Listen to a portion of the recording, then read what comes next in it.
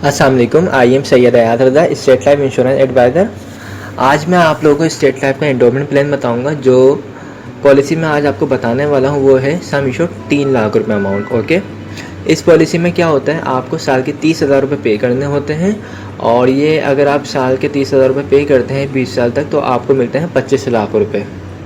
Okay, तो 30,000 रुपये साल के जो पे करेंगे, इसका तरीक़ेकार क्या होगा, आप मंथली अपने पास अगर 3,000 रुपये सेव करते हैं तो साल के तकरीबन 36,000 रुपये बन जाएंगे, जिसमें से आप आराम से 30,000 रुपये पे कर सकते हैं स्टेट लाइफ को प्रीमियम के तौर पे।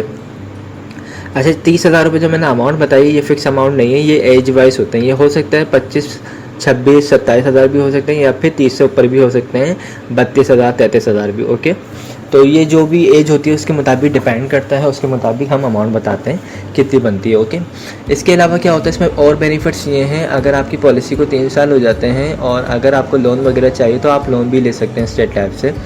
लोन का तरीक़ाकार ये होता है कि 3 साल बाद आप लोन लेंगे और जो भी आपने पॉलिसी जमा करवाई होगी 3 साल तक, यानी आपने 30,000 रुपये के हिसाब से 90,000 रुपये 3 साल में जमा करवा दिए हैं, तो आपको तकरीबन 70 से 80,000 रुपये लोन भी मिल जाएगा। ओके, 80%।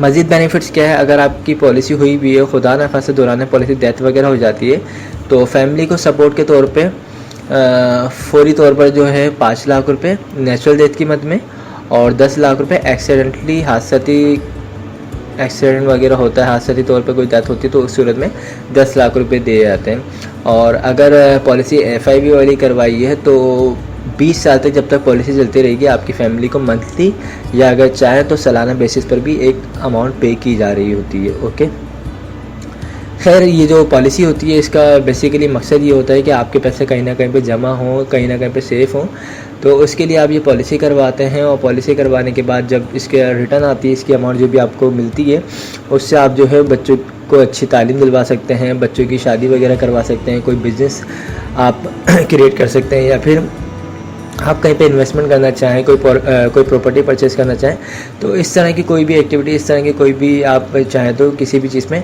अपने पैसों को इन्वेस्टमेंट कर सकते हैं। ओके, तो ये जो स्टेट लाइफ का इदारा है, ये गवर्नमेंट का इदारा है, और आप तमाम चीज़ों की वेरिफिकेशन भी खुद से कर सकते हैं। पॉलिसी करवाने के बाद आप पैसे भी खुद से जमा करवा के उसकी स्लिप भी अपने पास आपको मिलेगी, आप अपने उस स्लिप को भी अपने पास सेफ रख सकते हैं।